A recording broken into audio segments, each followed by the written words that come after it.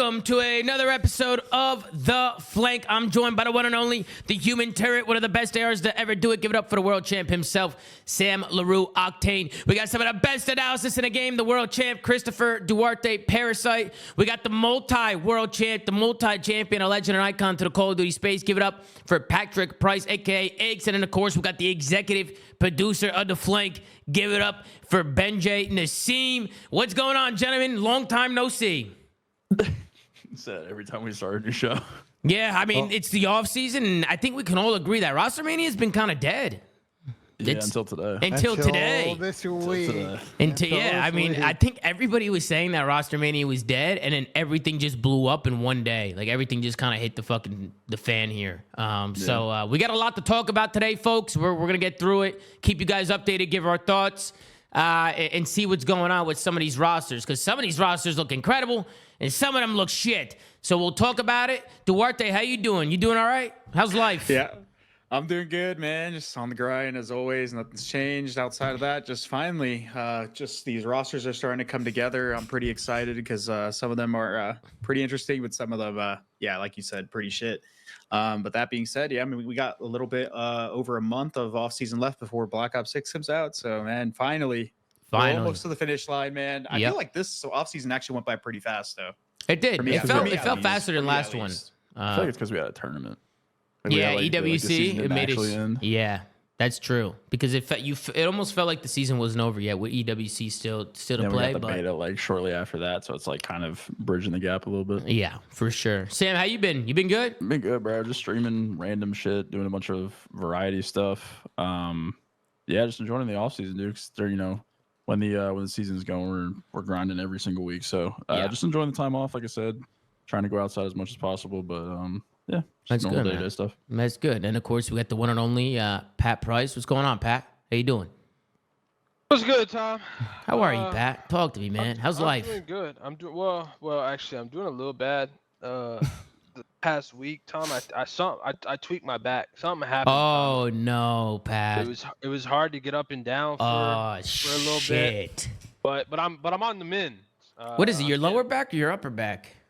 Well, it's weird. It's my lower back, Tom, but it's like my lower back. You know what I mean? Like yeah. Is there a punchline coming? Or where is it? Yeah, what are you getting at here? No, I'm being dead ass. He asked me how I've been. I tweaked my lower back. That's what I was trying to explain. Yeah, we're getting old, Pat. We're getting old, man. But other than that, yeah, man, it's good. X Defiant Season 2 next week. Things rolling. Yeah, and this roster mania news is. I thought it was gonna be exciting, and then Nadeshot came out with that video, and I messaged you guys in the chat. I'm like, yo, this is like a pump fake. What's going on? And so now I'm nervous, and I don't think it's gonna be as exciting unless Nade was acting. Yeah, we'll talk about it when we get into it. We'll definitely talk about the LA Thieves stuff. I definitely think that's a big topic for tonight. But before we do, Benjay, how are you, Benjay? I'm doing pretty good. You got EA FC coming out in 2 hours 45, so I'm excited to play that. Oh, nice! Another game for me to slam you in. That's fantastic. Yeah. You gonna play clubs with the boys this year? Yeah, I'll hop in and play some clubs. No, I'll definitely play some clubs for sure. They have a new game mode. It's like a have you ever watched like Kings League? Like on Twitch or whatever, like the Spanish, like iBuys fucking thing? No, but I've heard about it. That's cool. Yeah, so they had a new game mode this year. It's like a 5v5. It's called Rush, and it's pretty cool. I think we'll probably play it a bunch. Yeah, it's pretty fun. So excited for that. Just trying to fill time between like now and the game coming out. So you got that. You got football season going on, like fall golf. Just trying to touch grass, just enjoy life. And yeah, I've been waiting for roster mania to kick up, and finally this week, Yeah. In the second year. For what? Football. Unfortunately, I'm a New York Giants fan. I think we were going 0-16. Oh Jesus, I'm a Giants fan too. It's not looking good. Quinn Ewers or Shadur Sanders, welcome to the club. Ew. Oh, you're a Giant. I am a Giants fan, but I'm not a big football guy. I'm a big football guy, and I like baseball too. Big Yankees fan. Shout out to all the Yankees fans. You are off to an interesting start this year, Tom. Yeah, Keenan Yildiz, man. He's a 19-year-old superstar. I actually met him at the FaZe warehouse, and he was showing mad love. He actually talked about playing some games one day. It's cool to see him at such a young age going crazy. He just scored a goal in the Champions League. Shit's insane. Same with your boy Weston. Yeah, McKennie scored as well, which is cool to see. Yeah, there's a lot going on. Nah, Juve been good. Haven't really conceded a lot of goals. They've had a couple draws, but Yeah. They're playing some solid defensive Italian football. You gotta respect it. Yeah, boring Italian football. You know what I mean? But let's hop into it. A lot of talk about. I say we hop right into the LA Thieves news. Pat was already talking about it, so we might as well start with that. Tweet here from Jacob Hale. Sources: LA Thieves are signing Scrappy, Hydra, and Envoy for the Black Ops 6 season to join Ghosty. They're also targeting Sender as their new coach after JCap's departure. Everything is nearly finalized at this time. Situation could still change, but team is looking likely. So this is what was tweeted yesterday, right? This was yesterday. And then today, they tweeted all the Gentlemate stuff, which I gotta find that tweet. Ben, you got this in the doc? If not, I'll just pull it up. Yeah, it is on the doc. Everything's on the doc, Tom. You gotta trust that I don't miss shit. It's the on Gentlemate's question mark. But yeah, to Tom's point, while he pulls it up, obviously there was a lot of chatter yesterday about the Thief stuff. We'll get into it. And then a couple hours before we record this episode, Jacob Hale followed it up with a tweet that Gentlemates is looking to get into the league. Gentlemates, the org owned by Gotaga. For some of you maybe OGs or your French fans, like Gotaga is like the French version of Scump. Like he's their fucking prime S tier fucking gamer. This is his org, and it looks like they're gonna get in and get the LAG spot. And they are trying to make an 11th hour seal the transfer type play for Scrap and Hydra. So a little bit of a situation here. Looks like Scrap and Paco might have two different team offers. Well, I think what's really cool about this is you have the French team coming in now. You have Miami, right? You had the Spanish team in there. Now we have the Saudi Arabian team coming in now. I think it's pretty cool how like COD's kind of touching different parts of the world now.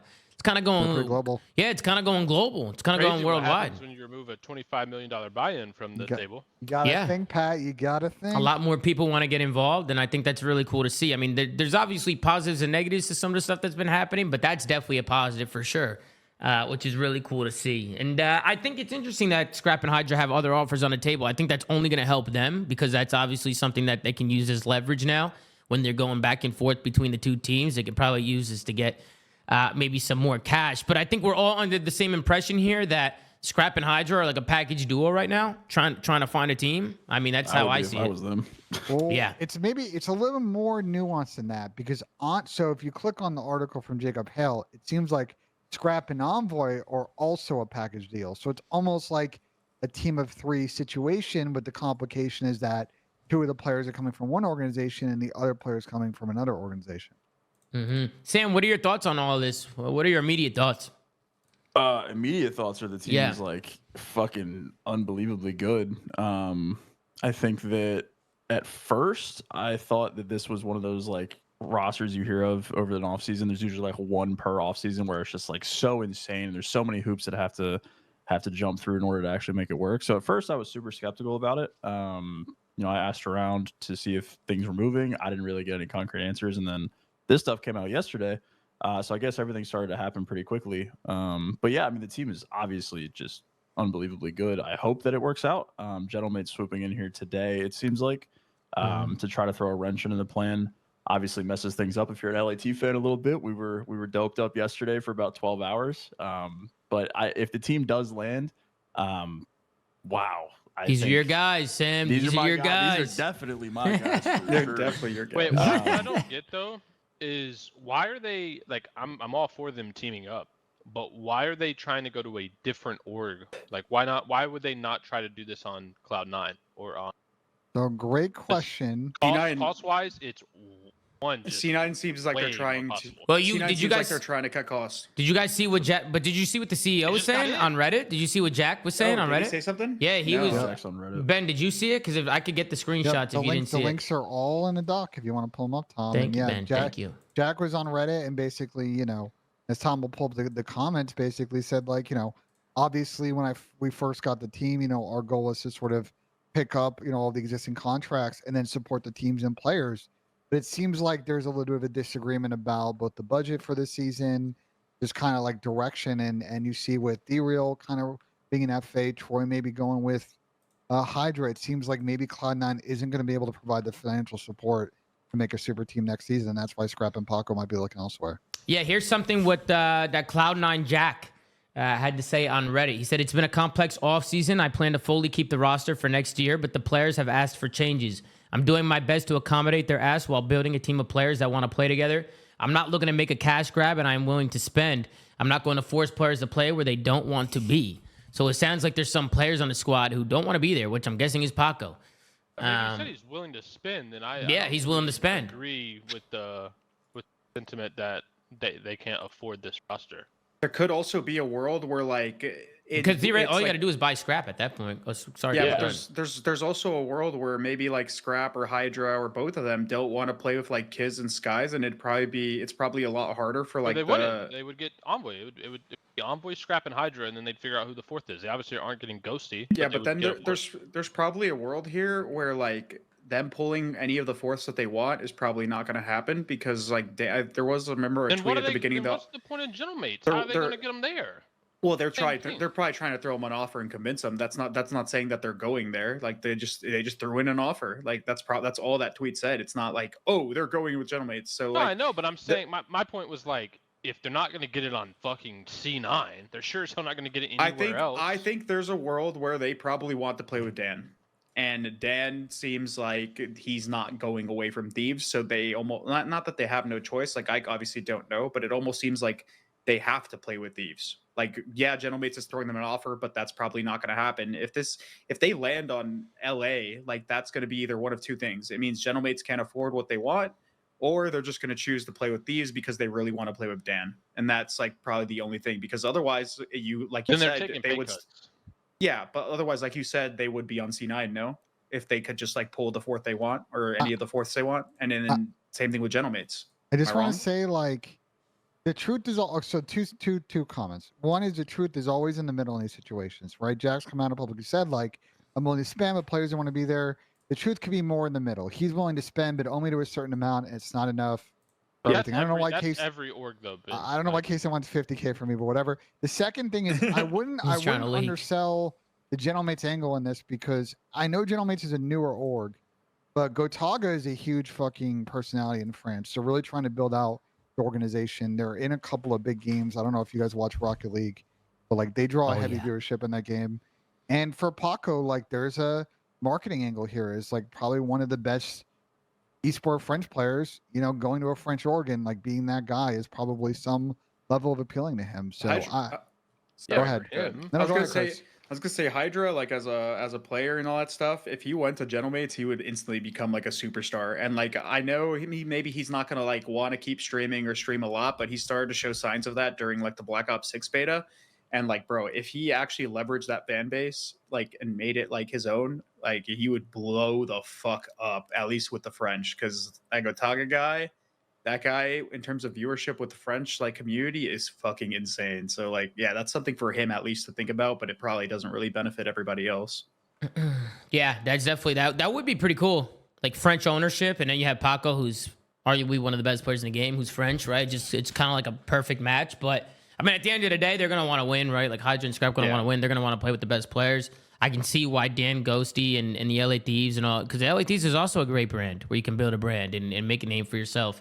And do cool stuff like that. And then you also got Dan Ghosty there, who's just the perfect fit for those guys. I mean, I think we can all agree Dan, Scrap, and Hydra as a 3 right there is like an insane 3. That's a great 3 to start with. And then you kind of, the rumor right now is putting Envoy in there, who even though Envoy had a rough year, I won't say rough, but he had an inconsistent year.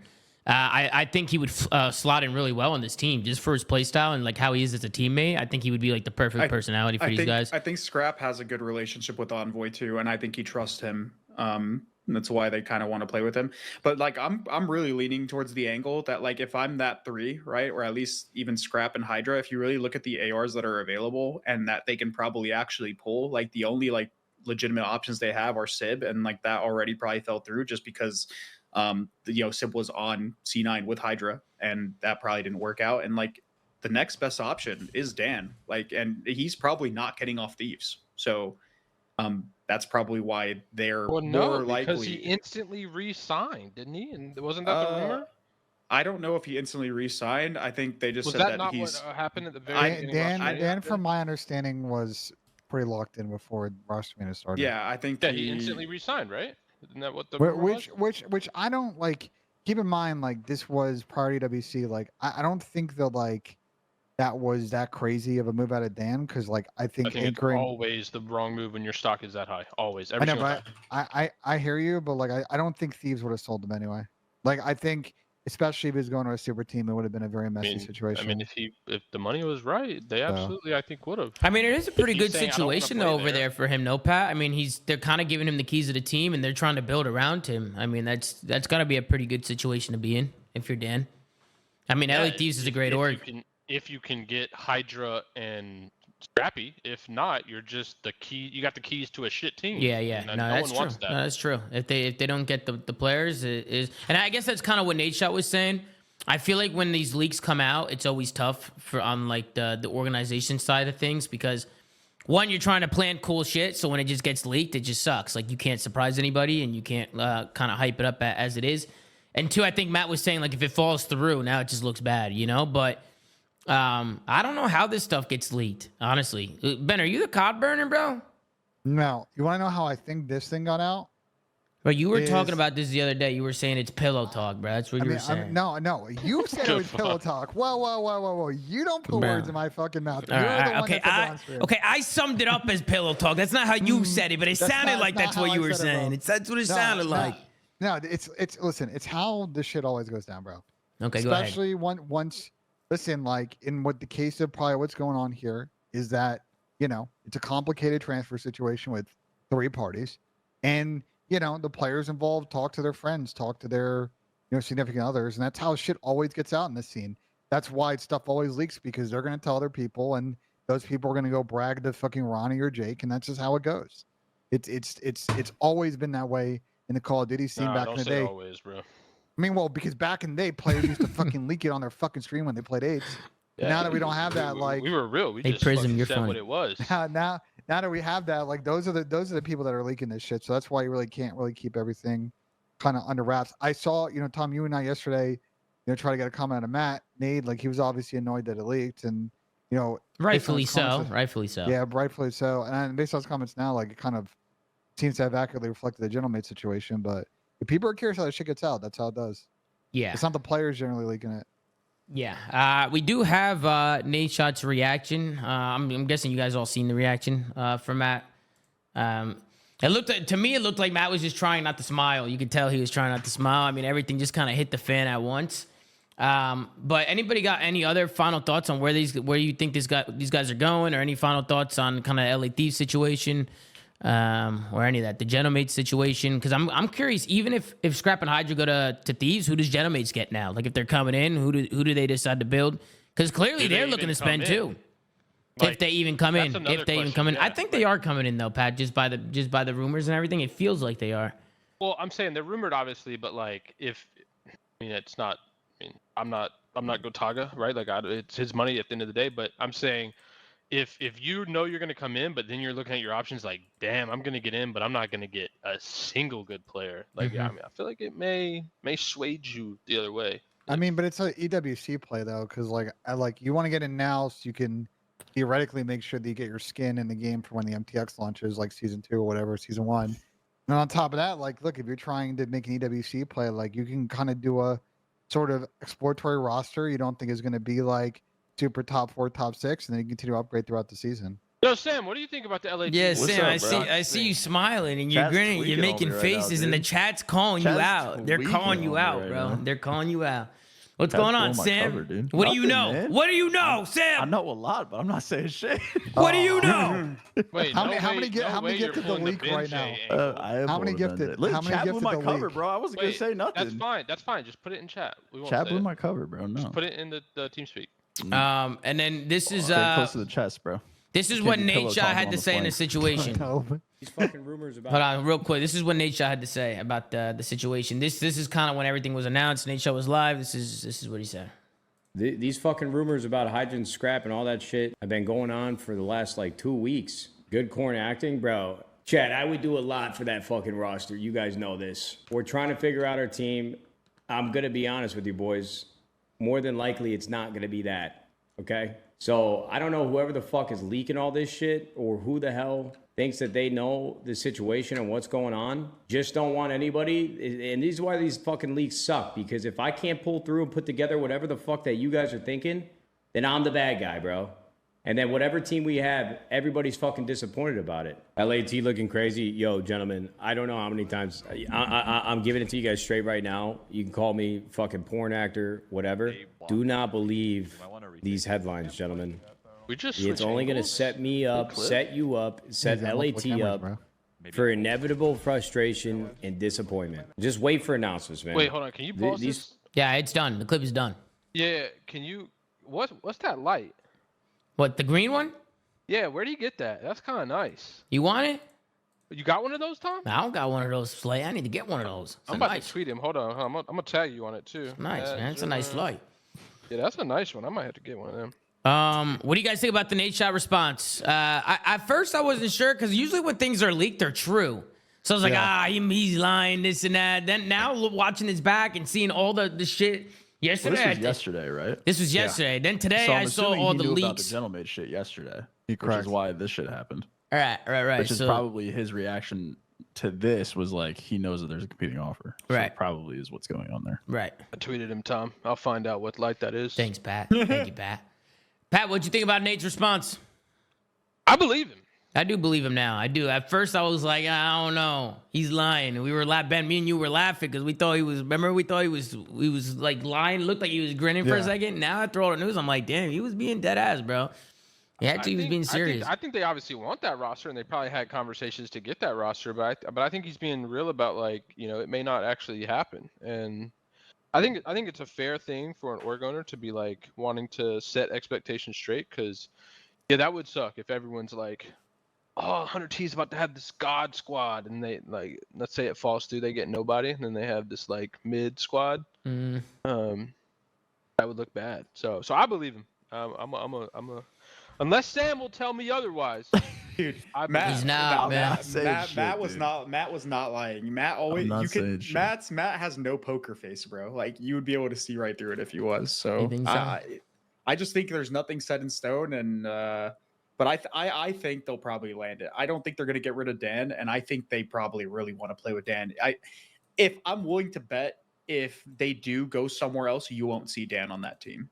Wait, hold on, real quick. Which I agree, but I just have they released Nasty and Joe and Crimp? So they have all of them, right? Correct, but I think those, based on, we'll get to the Vancouver thing later, I think those guys are under the assumption they're not going to be on the team. No, I know, but I'm saying I still think, like, especially to get scrappy. Yo, chat has me at gunpoint right now. Like even if you're getting Scrap and you're getting Envoy, like, I mean, we can assume they're buying them out, but don't you think, like, they would want Joe maybe to replace Envoy and like then reduce that cost a little bit? As a backup, but I think Joe, like, I think Kremp and Byron are probably not on the team if this move goes through. Joe is the potentially questionable one. For sure if they don't, but no matter what, I feel like. But I'm saying if LAT is trying to pull this off, right? Like I don't think they'll be able to have enough money to just get it done. Is what I'm saying. Like I think they'd have to try and finesse some of these players in a trade plus money. All I'll say is that if you read the Jacob Hale article, it's pretty clear that Scrap wants to play with Envoy. Yeah, they have a good relationship. Are you not hearing what I'm saying? I am absolutely hearing what you're saying. I'm responding to you. Ben, I'm saying if LAT is in conversations with Toronto Ultra and they're saying, yo, we want Scrap and Envoy, like how much is it going to cost? And let's say Toronto's like, it's going to cost $500,000. And then LAT goes, I can do $300,000 and Joe deceives and Nasty. What do we think? That's where I was going. What I will say on stream is that I believe that the Scrap and Envoy portion of this deal is pretty much at the line. So whatever price is agreed upon or terms is like good for both parties. Now, whether or not the deal ends up being with fucking Gentlemates and Thieves, I don't know. But on the Thieves side with Toronto, it seems like that's pretty close to a done deal. I'm gonna go ahead and believe that. I'm gonna go ahead and say that the last piece is Hydra. I'm pretty sure like Scrap and Envoy are good. Like in terms of like where like they're ready. Like they have the green light to pretty much go. It's just about like getting the final piece. I think in terms of like where they're signing. Toronto really gave up. That's wild. Well, Good that's Good what's thing my next on the list, Pat, is 2024 World Toronto. Championship call hit though, Tom. It's a good thing. Yeah, I saw that. The World Series of Warzone, Pat. Baby, in the nick of time, the Toronto Ultra, the 2024 World Series of Warzone champion. Yeah, nah, I saw that tweet. The fact that Toronto Ultra won that is funny. I can't. You're never wrong, Pat. You're just early, huh? Sometimes I'm early. Wait, hold on. Misunderstand. Zeppa got robbed. If you guys watched that shit, the Did Zeppa not guy. watch, but I he was got right. He got robbed. What do you mean he got bro. robbed? What do you mean? Bro, I watched it. He almost killed like 6 people or something like that to win the game. Like he made fucking insane plays, and then the last guy just finished him off while he was weak. After literally, he basically cleaned up the lobby for the other guy to win. Like it was bad. What's crazy too is first place gets everything and second gets zero. Yes. Like everybody else gets $0, which is nuts. But that is the magic question. What the hell does Toronto Ultra do now? Which leads me to my next tweet here from Ronnie, aka Scrim Intel. Beans is the most likely player to replace Scrap on Ultra. I'm gonna be honest, I don't like it that much, man. I think Beans is like a main AR player. That's how I look at him. I look at him as a main AR. The way he plays the game, I feel like he's perfect for a main AR role. No. I know where you're gonna go with this. You're gonna say he's aggressive and he's fast and this and That that. guy's a kill whore, bro. Yeah, which is a perfect for an AR. That is perfect for a main AR. Nah, he needs to play with somebody that like plays on like the more passive angle, like for sure. Because that guy goes. Oh, I heavily rogue. disagree. I heavily disagree, to be honest with you. Really? I know he plays aggressive and he plays fast, but like you said, he's a kill whore. Like the way he plays, like his play style, like I just don't think him and Insight together. Like he's fast for an AR. I mean, the way I see it though, Tom, is if they're trying to keep a similar dynamic and like they're not going to give up Jamie, right? Then Beans is probably the closest you're going to get to, like, obviously not like as good, but in terms of like play style, like you'll probably get Beans like for like Scrap's play style. Like they both just like play for kills. What about Dante? Well, yeah, Dante would be a better pick, but I don't really know. That's another thing. Like we haven't even talked about Dante.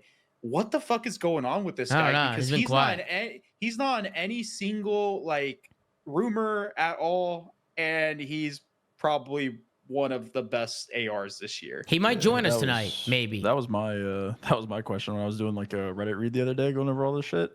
I was like, there's 2 players throughout this whole process that I am the most intrigued by, and that is Kleenex and Sib.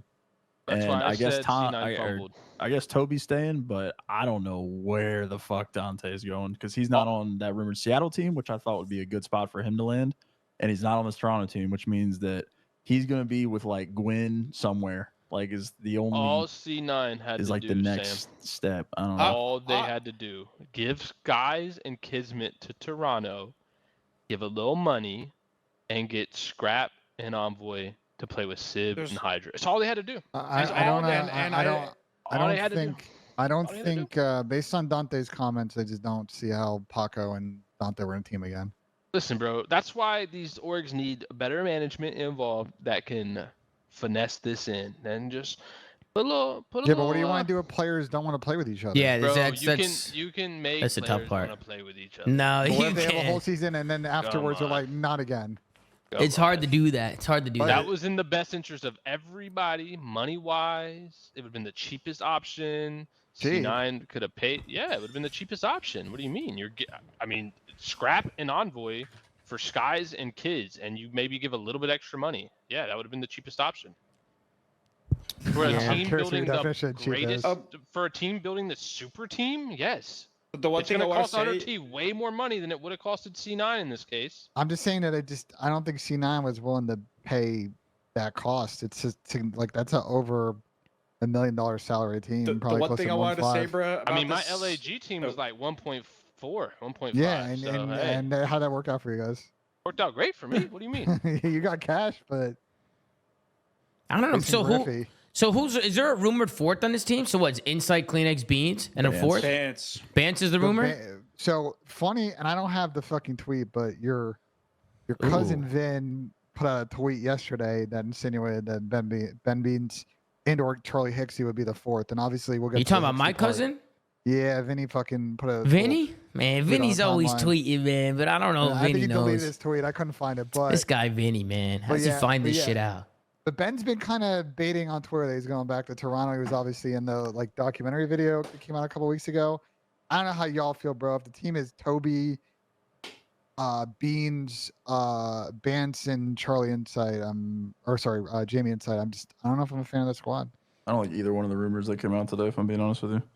I don't like the Seattle Something one, seems Vancouver, off with and the I also roster. don't like the Toronto team. Go ahead, Sam. The one thing I will say, my bad. I just want to say one last thing 'cause I was trying to say it. The one thing I will say on the Beans side, we always criticize about Beans. Yeah, he's a shooter, but like he needs to learn how to play better, like in terms of just his fundamentals and stuff.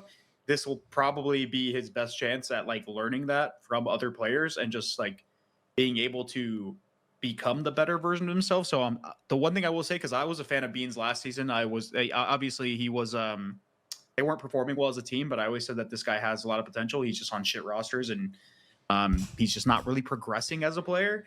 But I'm kind of interested to see how, if this guy actually lands this team. One, he's getting fucking ultra blessed, no pun intended, but he's also just, I feel like he will get better as a player, and I'm interested to see how good he can actually be, because this would be the roster for him to do it on, especially with how relatively early it is in his career. I know he like bounced back and forth, but like this would be his first real team, and not just getting thrown onto a roster mid-season type of vibe. Well, he's gonna like the way that roster be constructed, with the way that Jamie is kind of consistently played throughout a year. You know, Ben Vance, isn't always that takeover player we saw at times in Cold War. Like they're gonna need Ben Beans to be like that guy, be a top level, above average. Also, fucking AR. We were hard on Insight. I was even hard on Insight. I said he like really hasn't changed up his play style over the last couple of years, but he's kind of like, in my mind, in a way that we saw Kismet last year. It's like he had 1 year, right, where like Kismet and him both have 1 year so far where like they've been kind of mid. Like obviously they're not garbage because they're still placing well, like in relative to the rest of the league, but from what we expect them to play at, like the type of level, they've been kind of mid. But Insight was great every other year that they played, I feel like. So he's smart. He's a smart player. Yeah, and he was good at search, like all that stuff. Like he's actually not bad. So if he plays even relatively close to how he played in the other years, I mean, it really just comes down to Bance in terms of like the slaying, and then if Beans can learn how to play just better COD. I mean, the problem with Insight, and then I want your thoughts, Sam, is that he was just like very poor at control pretty much everything but stage one. No. Well, let Sam have the floor. Sam, what are your thoughts? Because you were talking about these rumored rosters. You weren't really a fan. I mean, what are your thoughts on Toronto and kind of like the direction they're going? I mean, Toronto, if you look at it just as a player for player, you got Beans for Scrap and who's it, Ben for Envoy. Like, it's just a downgrade. No offense to those guys. Love the both of them. But you look at their formula last year for success, and it relied on hyper consistency with Scrap. And whenever Insight and Dill were in those valleys, like Toby had to play well, and now you're getting less skilled players to fill the void of a team that relied on hyper consistency from superstars in order to compete. So I don't personally love the team. Granted, it's not like they were swimming in options to fill the void of the Scrap and Dill departure, but I do agree with Chris. I think this is actually a good opportunity for Beans to do well. Other than that, I'm not a huge fan of the team, if I'm being honest. But like I said, the options are probably few and far between with all of the shit going on. So you say it's a downgrade, Sam, but it's like, who are they going to get, right? To be an upgrade to those guys. This is probably one of the better situations they could have found themselves in, especially with the budgeting. And we know that Toronto's been pretty public about wanting to cut back on the spending and stuff. So probably rolling out buyouts and like weird financial situations and stuff like that. They had to go out and just find players to pick up. So definitely a little familiarity here with the European aspect of it. It makes sense for them, but I don't love it. I'm genuinely curious though, because if they do go with Bance, they're still relying on Kleenex to be that like hyper slayer, aggressive submachine gun. And not that he isn't. Like obviously he was a little bit up and down this year, but he was still good. I'm curious to see how he plays next year if he has like Ben on his team, because if he has another like kind of like a little bit inconsistent year, like maybe not, because he was good, but he wasn't at the level of like the other like insane subs that we've had in the league, like Hydra or Shots. Yeah, Toby. Like I feel like he wasn't as good this year. He's like just he was inconsistent. Good, but he's just inconsistent, right? I'm not. He was trying really to good to start. Obviously MVP. Yeah.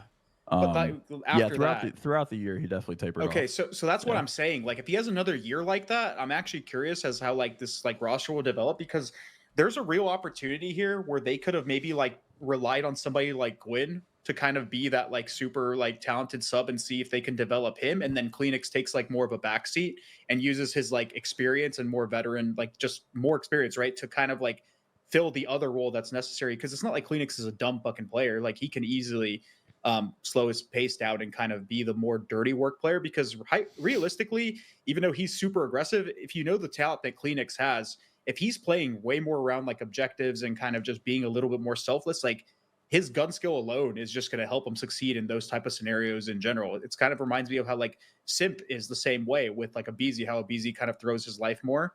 But Simp is so fucking talented that if you have him on like the back end or playing around the objective a little bit more, like you're fighting Simp at the end of the day. So I don't know. You guys are yapping for sure. This team fucking sucks. A little bit. But with that being said, 2025 world champs. What? Wait. Sure. These guys are 25? Yes. You're sticking with it, Pat? But yes, absolutely. I'm surprised. Pat's just a Toronto fan. He's just a Toronto fan, man. You just love Toronto.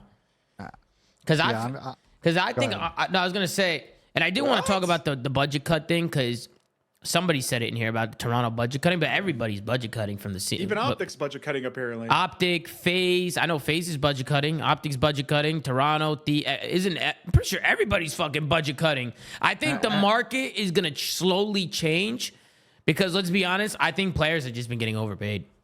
I think they've just been getting overpaid, and just I think the market's slowly gonna just kind of get normalized soon, and I think that's what they're trying to do. But go ahead, Ben. I think every team at some point in the last 5 years, especially the last 3, have probably dealt with some form of pressure on players to reduce their salary. There's some players that are being forced, star players being forced to take some significant cuts this year, whether they, because his roster remains really slow, whether they sign those deals or not is kind of TBD. But that's kind of the sense around the league. If you talk to people, players, behind the scene people, org staff, like it's a squeeze. I think, to your point, I agree with you. I think player salaries, which four-star players have been in the 3 or 4 or higher range, it's like significantly like too high. I think the Optic one shouldn't be surprising though. They just had a round of layoffs like a month ago or whatever. So like anyone who wasn't or was surprised by this just wasn't paying attention. But I think you say it's going to be slow. I mean, I would argue it's like we're still it's been happening, right? Like I feel like since probably the beginning of the Modern Warfare 2 season, like this has been happening. I agree with that. And it just wasn't happening at the top yet, right? And I think that's where we're starting to see it now. But I mean, I think it's been happening, and I think it'll continue to happen. I hope this incentivizes players to start producing actual more content and streaming more. Like, granted, obviously they can't stream their scrims, but in general, just like being more active, because I mean, at the end of the day, you guys said it, they're being overpaid, and people need to develop their brand, man. And not only that, it'd be good for the scene if people actually start doing more content and trying to like actually do more shit to kind of like, that way they have more fallback plans. Because if Call of Duty just disappears, like there's quite a few people that like you'll just be like, you'll never hear from again or something. It just, I don't know. So I hope that it makes people try to do more content. The issue is, especially for the top players, they have allowed these orgs to keep rolling them over to 1+1 contracts where they have zero leverage. And this is a reap what you sow moment. Like, no surprise the org's going to squeeze you. And what are you going to do? Not sign a deal? Like, it is, these players have kind of boxed themselves in with not a lot of options. So I just really don't know how they're going to navigate it. Anything you guys want to say on that before we move on the Toronto situation? I feel like it's interesting. It's definitely an interesting team, but that's the rumor right now. I think there's not enough. To be honest, if it's a rumor team, like I just don't think there's enough slang. I think in a game that seems like the maps are going to be small, and it's going to be about speed. I just don't know they can keep up with some of the more elite teams. Obviously, if there's a talent consolidation, we have like kind of a top 3 this year. Maybe they can kind of perform early and figure it out. But I'm just not super optimistic in that lineup.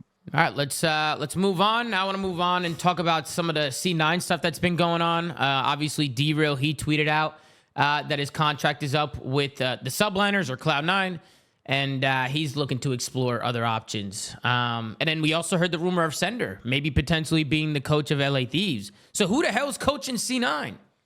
Who's coaching that team? That's a great question. Fucking nobody. Who the hell is coaching that team? Casper the Ghost at this point. Hey, Cap. I mean, what's great, but they're see, that brings me to my next tweet. Apparently, C9 is gonna be based out of LA. That makes sense. That's where they are. Yeah, so if they're playing from there, then it won't be J Cap, right? Because that was off the board. Cap's off the board. That was his whole thing. Cap was he didn't want to be in LA. He wanted to move back to Jersey. Which if Cloud9 stayed in New York, that would have been perfect for Cap. That would have been perfect. LA is just the most dog shit fucking Cap thing, said he wanted to do something remote. Like he was, I think he tweeted about it. He was like, "Oh, Yeah. if there's any remote If he wanted to coach, positions." he would do it remote. Or Coach GM Clayster? or whatever. Coach Clay? I've been dying at Cap's tweets recently, bro. He was in some random thread the other day, and he was like, "That's what getting out of LA does for a motherfucker." I like that tweet. Wait, Pat, I like that tweet. bro. I his do a tweets like have on been that one. hilarious. I bro. do it like on that one. I love Cap. I'm gonna unfortunately cause Cap to rage the next couple of days in pro clubs when he gets back. But yeah, I mean, I just don't know who's gonna coach his fucking Lamar is an interesting person to think about. Maybe it's Lamar. He does have history with New York. I was on New York with Lamar. Granted, it is a new ownership now, but I mean that could be an interesting place for Lamar. Lamar to kind of like build a team and kind of enter his coaching career. Yeah. Unless he gets on a team, unless Lamar somehow gets on a team, but Dude, I that'd be can't insane. believe that we're here with Toronto and C9. Like the LAT thing is obviously really cool with like the whole roster, whether they play a gentleman's or LAT or whatever. But like that roster being constructed took it from like C9 and Toronto being in the top 4 upper echelon like premier orgs to like actually just mid pack like with the rest of them, the low lights, dude. it's Like, crazy. C9 has Skies and Kiz and like Will Smith like looking around Fresh Prince. Like there's nobody else there. In the And their empty options room? yeah, bro, their options are limited. They dropped Dante. I mean, that's don't know what if that happened when was you retired with- in LAT. It was Yeah, kind of it was. the same It was lit. thing. Look, I don't know if they dropped Dante like before all of this information was known, if Paco wanted to leave, or if like they dropped him and then Paco left, and now they're just super shit out of luck. But The league's in a weird spot though, Sam. There's bro, like what do they do? with the amount of there's a insane amount of like I guess talent like rookie wise like or newer faces that are like on the market right now. So like I don't think I feel like we haven't For sure. I feel like we haven't had this many, bro. Like if you look at it, we have like Kremp and Nasty, we got Beans, we got 04, Gwyn, Geo, Nero. Well, Nero's been around for a while, but I still think he's like pretty young in terms of talent.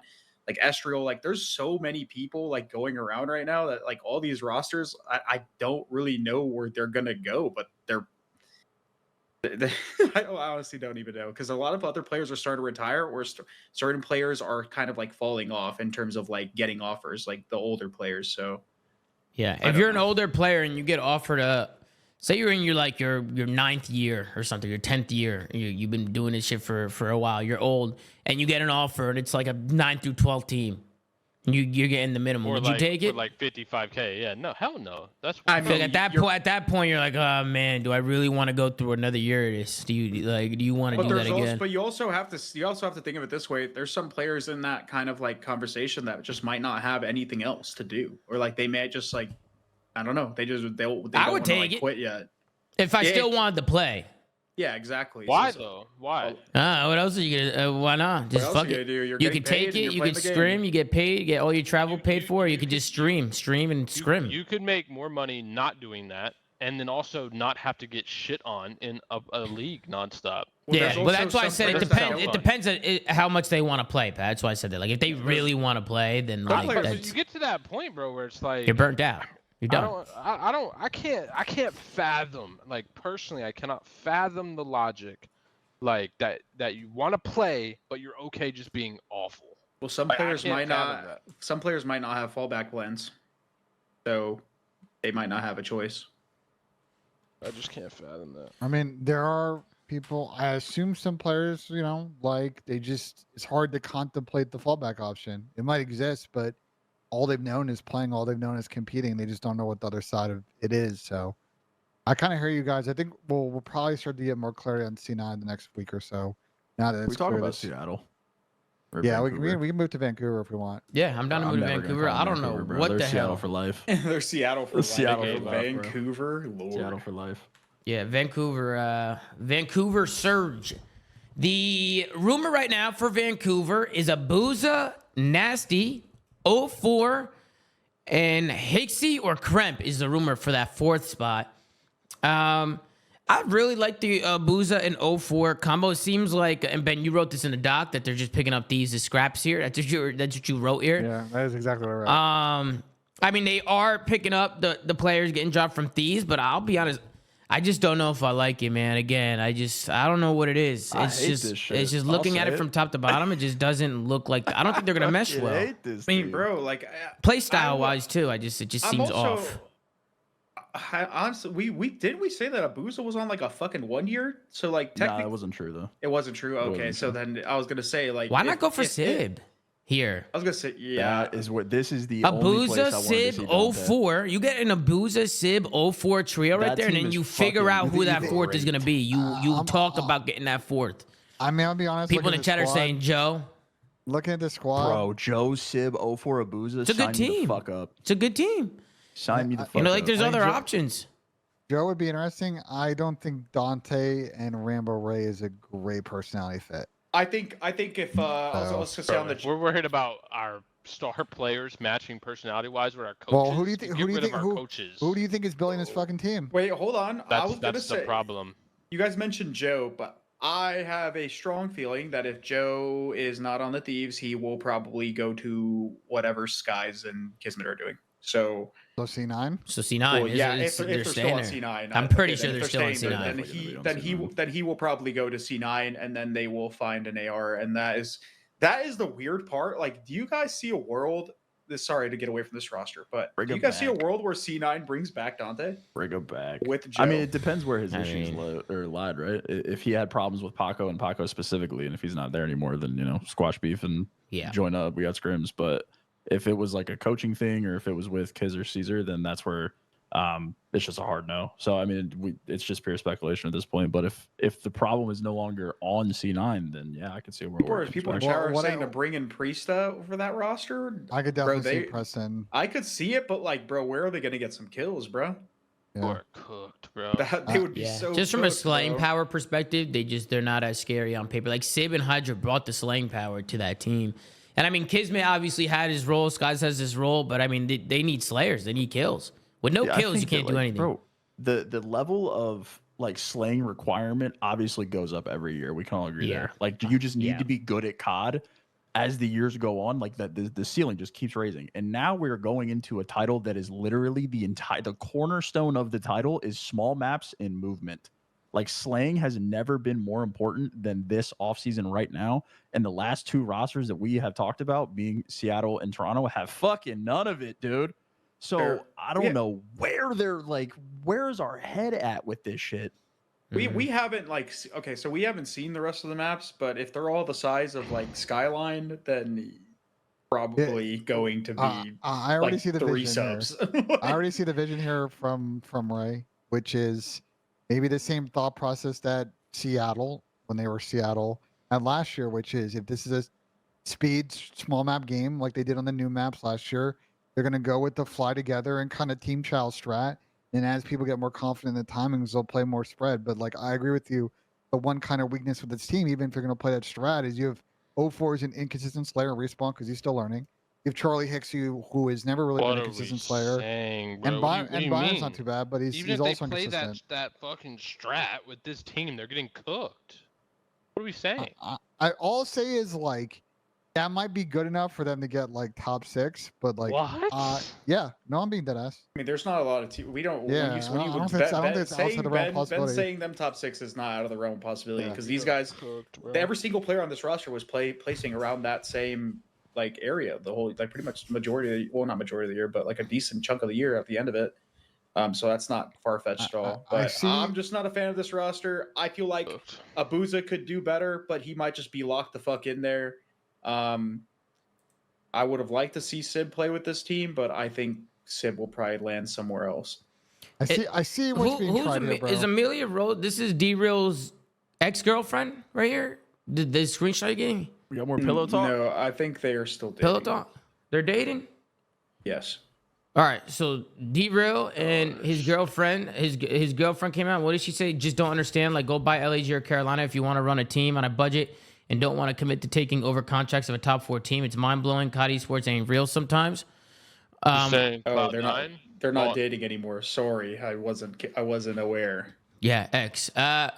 So what do you guys think about this? I mean, if you were Cloud9, I mean, do you guys think it's weird that they bought a top 4 team just to not keep up with the contracts and the payment of it? But based on Jack's posts and stuff, it sounds like they want to spend. I think it just came down to the players. Well, again, as always, the truth is somewhere in the middle. That is what Jack is saying on Reddit. We have not gotten Paco's POV on it. We have gotten, I guess, maybe somewhat D-Real's kind of POV. Like, I don't know. Like, there's more sides to this story that I'm sure will come out over the days and weeks and months. So the players probably just didn't want to fucking play together. Yeah, that's based on Jack's Reddit post today. That's what it seems like based on his Reddit post. He was super straightforward. He said, "Look, bro, I'm not going to force these players to play together. My idea was for them to be together. Clearly, he could afford their salaries because he bought the team with the idea of keeping them together. He then learned that they no longer want to play together, and he is of the moral that I'm not going to make them, so they're gone. And it seems very straightforward here. Yeah. Here is one angle that I'm curious about, and I don't know the answer to, which is, was C9 aware of the second year or additional year contract values of everybody else on the team when the team was purchased? You would assume so, right? I feel like that information had to absolutely had to have been known with the due diligence. Yes. You're not buying them hoping that you can afford it. They would have known. They would have known the roster cost of everybody, including the coaches going next year. Go round. That's what I'm saying, bro. The situation it's not monetary. They don't want to play with each other. Exactly. Yeah, I agree with you guys. It's probably the angle here. Paco wants to fucking leave. He wants to explore. He wants to go make a pastures. super team with fucking Ernie, bro. Exactly. It's not complicated, that's what bro. I'm saying. Why? Straightforward. Why could that not? Like, if I'm Hydra, I instantly would have gone to Jack and been like, "Look, I want to play with these guys. I'm down to do it here. Let's make it happen here." Maybe Jack is not a moron. Do it there. Jack would have instantly made that happen. He just didn't want to play there. I've worked with Jack in a million examples. Jack would have instantly made that happen right away. Because you got the #1 player in Call of Duty basically coming to you, telling you, "Hey, this is the team we should build. I'm willing to stay here if we can build this team." Bro, I'm absolutely try to build that team. And I'm not gonna lie. C9 had the most leverage in making that team happen because they had tradable assets. That's the one thing no other team in the CDL has that C9 has. They had decent players from a top 4 team that could be traded away and discounted for the buyouts of the players that you want to get. It makes no sense. I think there was a fumble on. I don't care if the players didn't want to play together. I think Hydra, being as good as he is, did not think this through. Not that it's gonna not pay off for him, but I think this absolutely could have been done. And wait, why does he have to play under C9? It would have been the best chance to get the team he wanted, is what I'm saying. No, he's shopping LAT and Gentlemates right now. It seems like he's doing whatever the fuck he wants. He's got all the leverage in the world. But he's not going to get that team on LAT, from what we know. He's not going to get all 4. Bro, Hydra said LMAO in the chat, so why are we like making new little things here? This situation is so black and white. I'm fucking confused. Yeah, he didn't want to play at C9, so he's not playing on C9. What's the difference of playing on C9 and playing on? Well, he could. I don't know if he could also wait. No. He could also have. He could have also had issues with like the people there, or in general, bro. He probably wants to. They probably want to play with fucking Dan, bro. Like this isn't fucking rocket science. It's possible. Dan is fucking locked the fuck in over there in LA, bro. He is not leaving. The Papania is too good. Dan and the only way they're playing with Dan is if they join Thieves. LAT can't afford to have 4 of those players. That's what we're basing our knowledge on right now. We don't know that for a fact. That's what we're assuming right now. That's what you're assuming. I'm assuming. You literally, if we rewind an hour ago, that's exactly what you said. You said Scrap and Envoy are basically a done deal, but Hydra's the piece here that probably can't happen. What I said is I think the cost for the transfer off of Toronto, those 2 players, is probably agreed upon price. And from what I know, it seems like that number has been sorted. What I think with C9 is going on here, I don't know if you'll notice, is neither one of the coaches seem to be on this team going forward. They've talked a lot about how much of a culture they had. Who cares? You don't think that's contributed to Paco leaving? I mean, who cares? There's way more to the story than we know in the background. Totally irrelevant in this conversation right now. Yeah, I think you guys are overthinking it. I think they just want to play with Dan. and Dan's locked. I think that's all it really comes down that to. is literally what Dan is also just a nasty player. That's a perfect player to team up with those guys. There are 2 players worthy of beating on that team that are available, and it's Dante, and that probably already fell through because they were. And again, the same LA team, Thieves and is a great organization to go and play for. It's not like they're. It's not like they're going to like some org that doesn't give a fuck paying minimums. Like LA Thieves. I mean. They're good. It's a good brand, Pat. It's a good brand. I'm not saying it's not, but I would probably rather play for Cloud9 than LAT. Personally. Why? I mean, bro, have you seen anything Nadeshot's been speaking on? I think it's pretty clear. I mean, you're an old school Nadeshot hater, so aren't you biased? I have all the respect in the world for Nadeshot, but you pushed I think him, Pat. Nadeshot's You pushed realizing where esports is and is on his way out and wishing he sold out 3 years ago. I don't. That's a conversation for another day. I don't really interpret his comments that way. Then you are watching his clips. I watch his stream all the fucking time, bro. I don't know if Nate could go back, me on his fucking stream. Nate could go back 3 years ago and sell every share he had when 100 Thieves was valued at what it was, he absolutely would not. Bro, if this was his view, this roster wouldn't even be fucking entertained. Are we cooked? Listen, I don't put I'm not saying they don't want it to happen. I'm saying they can't. It's very likely they can't afford it to happen on the salaries that these players are expecting to get. Listen. Thieves is a bit more complicated situation. Matt is on stream. He thinks part of an issue they had is they expanded too many things too quickly. They were doing stuff beyond esports, and it got very unwieldy. But I don't know why we're talking about Thieves, man. Like, where the fuck are we? You literally you gotta be drunk, bro. You literally said, "What? Why would you rather play for C9 than Thieves?" What do you mean? Why are we talking about Thieves? Do you even remember the things that come out of your mouth? You ask questions and then you go, "Why are we even talking about this?" What? Chad, just a WL crush out of Pat. This guy literally asks questions and then gets upset. Why are we talking about this question I asked? All right, let's move on. Let's move on. I like LA Thieves. Honestly, I like C9 too. They're both great orgs. But Boston sticking together. What the fuck are these guys doing? Wait. What the fuck? I'll say this. If Boston is paying the minimum, maybe fire take. I don't hate this. Wait, yeah. I mean, if they're not investing, like they're just playing with the same roster that gave them the most success ever since Zinni left. Like they're just like, fuck it, we got nobody else. Wait, you guys are okay with keeping a team together? I mean, Boston is going to be signing essentially like the same type of roster. Bro, they were terrible this year. No, they're not playing. They're not signing like. Okay, EWC was also a single elimination. Like it was a way different. Yeah, but they got out of the group. They got out of the group. They played the game. Played pretty solid in that group. They shot stage. Hold on. Surely you could try and improve here, bro. There's a lot of players. Here's the thing. Assuming they're playing Go ahead, Chris. Assuming they're paying the minimum, like the roster composition they have will be basically damn near the same, no matter who's out there. Like. They are not going to be able to compete with signing any of the other premium players. Like, let's be real here.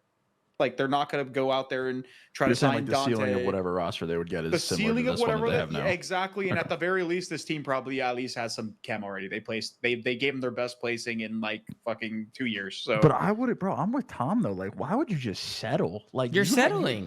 They didn't even try. They said, you know what, bro? Fuck it. We got top. Wait, but my bro, ass. I heard this so soon too. This was the first thing I heard about roster mania. Oh, Boston sticking. I said, why? They don't even know who they can. The org is also going. It just started going through like internal shit. No, so like that could also play a part of it. Like this is just simplifying that. They're just like, all right, this is gonna be the team. Fuck it. Let's figure out our what we're doing with the organization and everything. Here's why it's maybe a fire take at me, because like we have criticized Boston for just making like infinite roll the dice roster changes, and like if they were to not continue with this roster, aren't they just kind of doing that? Like, yeah, I don't think this roster is fucking incredible, and to remind people who the fuck is on this team, it's Snoopy, Cam, Big Wake, and Purge. Like, I don't think that's some insane team, but like, there's some potential there. They seem to have been a pretty solid like S&D team. I just don't hate the run back, at least to start the year. I was gonna say, I'm not gonna say they're gonna turn out like some decent, okay placings like LAG did last year, but that's kind of essentially what they're doing. It's like, we have a team of people that have played with each other, probably want to play with each other for now.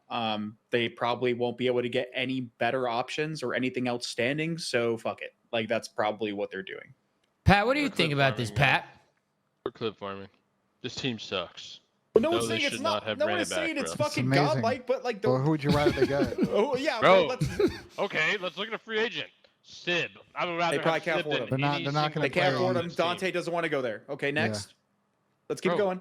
They didn't even try. You don't even They're know. not- They stuck You don't- together right away. you don't know as either. Soon as the SWC happened, we just said, or you don't know EWC, either. They literally stuck the team together instantly. Well, They again, didn't even try to they're- go for other they're- people. That's bro, what we their were just bitching And their about. organization is going through turmoil, bro. They probably just are just trying to get a roster together that is at least somewhat comfortable and just moving on from there, bro. Like they're cooked. Like Yeah, they're you already settling. know. They're in the same fucking boat as LAG was like 2 years ago, where they're like trying to pull out. Their organization was trying to pull out the whole fucking esport. Then they're why probably are trying we to- defending Bro, this roster? No one's defending No it. one's defending it. We're I not mean, saying Why it's did you fucking even reply good. to what I said? I said this team sucks and they should have tried to get other people. And you're sitting here like, what? Well, why would they? They did not have done that. They did exactly what they did the right way. Because in classic Pat fashion, you go on the show and you criticize, you don't offer solutions, realistic solutions. Bro, any solution. Try for any other player in the entire fucking Yeah, you league. gotta at They least can't try. get them. You They gotta don't at care least to get try. them. Move At on. least see who your options are. Any GM, anybody would do that. If you're a GM of a team or if you're an owner of an organization, don't you, after a year, you want to reevaluate and look at the table and see what you can do and see if you can move some It's pieces either around. this roster or they fucking bring on Shaggy, Scooby, and fucking Velma, bro. Like call it a day, bro. They signed this team. Like, It was gonna be the some team isn't the weird. fucking greatest, but like they would have got a team similar if they kept trying. Like I don't hate the thought Bro, process you with this still team. try. I just Like, I don't hate it. I see the Bro, vision. This is why we are in a 3-team league. Yeah, but they don't because have the these resources to fucking be teams- the fourth Bro, best team. I don't care, bro. These teams that are these people that are running these teams this is why every year 3 to 4 teams try and get out. well, that's no a completely one- separate. That's a no. completely separate issue, though. No, it's the same exact issue. No one in the CDL who got in knows what the fuck they're doing. We know. It's been the We do same know issue this. every year. Especially with Boston. And we're seeing it every year, repeated every year. But every time someone calls them out, we're like, "What? I agree. This is the move they should have done." But you What the haven't fuck are offered y'all a talking about? You I mean, haven't we offered a can- These realistic fucking Boston people roster. are really bad at their Hold jobs. on. Really bad at their jobs. Whoa, whoa, No hold one on, is hold on, whoa, whoa. disagreeing with Just you, but say it, man. we can't just say go it, to Pat. we can't Just just fucking go say from it. I'm team. saying they're very bad at their job. We can't just go from team to team and all of us say Yes, collectively we can. they're really We bad at can their go job, team move to on. team and Like say we that. still have Yes, to talk. we can. I just feel like Pat, no, if Pat you let don't, that R all the They're way good. out to the edge of his tongue. Bro, and bro, it's- Pat Because goes to they're shows. really bad at their Bro, job, Sam. I'm Pat- trying to explain this. I've said it year after year Oh my after God. year. Bro, shows would be 10 minutes long. We would spend 2 They minutes should be talking 10 about. minutes long. Like, what do I? That's what I said. I said at the very beginning, we're clip farming. We're literally just rambling about shit that doesn't now matter. we're really Cliff Farman. No, I'm just- being so honest. I just want to know your we're just- Boston team. We're just If you don't like- yapping who and do you making want? random shit up. This team Realistically, sucks. They who do you should have want? tried. I don't know. I'm not a fucking COD GM. They should have tried to get a better team. Just like last year. The 6 through 12 should have tried to get a better team. Just like the year before that, 6 through 12 should have tried to get a better team. Hold on, there are options that Boston could have tried to go after, Exactly. like the remnants of Vegas. Someone like Shriel's Nero. in there somewhere. Like, Yeah. there's a but lot then- of but then players again- that are on the Bro, market. you have to. Challengers too has good players in There's a Challengers. If you lot. want to Wait, grab some I mean, players from there's Challengers. a lot. Bro, of it doesn't. players, bro. It literally doesn't matter your financial standpoint or where you're at or who you have on your team. If you're an org that cares about being in the CDL, if you're not involved in roster mania, and this goes for this goes for players, right? Dating back to the beginning of time. If you don't just try to get involved in roster mania, you are screwed. It's the same thing. Like, I mean, everyone here, well, except for you, Ben. Like, you guys Okay. remember in roster mania, you had to be active. Like, If you weren't in multiple chats, you were getting left behind. Pat was the king if of you were this. Pat was if an you were S just tier of this sitting- fucking if you were individual. just sitting on the sidelines, you don't get offers. Like, things just don't end up going your way. You have to be active. The same is said for orgs. Orgs have to be active. They have to be trying to do shit. That's Can I- why all the can I orgs get- that throw org just together That's teams facts. teams for That's no in facts. reason. September are all Okay, bad. It's just Here- not knowing what they're doing. No and they're one giving, disagrees they're with giving you. their Here's a season POV. away. No Here's a one's disagreeing POV. with you. You're going to start to look at, here's a POV that maybe Boston had. I just want to give a thought. You guys tell me if you like it or not. You're going to start to go through the options that are out in the market. You're going to realize Ooh, a okay. lot of these players have played for Boston before. They actually do kind of know the market, and maybe they feel like this is the best path forward.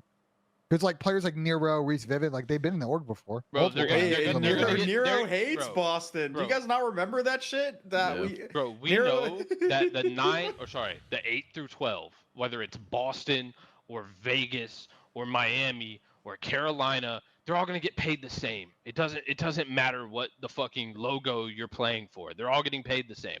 Build the best team that you can build. That's all that matters for you as a player is to Boston get on is the probably- best possible team just- because that's your I- only hope at making money in the CDL Boston is and probably, making money at EWC. But if Boston you're is gonna- probably and not all a of these things. Boston is not a desirable location for people apparently. So Yeah. Yes, and I also I don't agree with the sentiment that we should just be criticizing teams and not giving realistic solutions. I feel like that's why. no, I agree with you, Ben. I like no one is saying Bro, what it is Pat not is. my job. What to do that. Pat Then what why the Pat fuck is you want to saying? like? Okay. What Pat is saying? I'm not a god I'm GM. gonna not. No, speak, no, but no. go ahead, Chris. I was I'm gonna not say what speak. Pat is saying isn't wrong. Like, but we're all thinking this, and we've all said this before, but we can't. We obviously got to give more nuance than that. Like, we're not fucking delusional. Like, at the end of the day, we're gonna see these 4 players spawn in, and we still have to talk about them.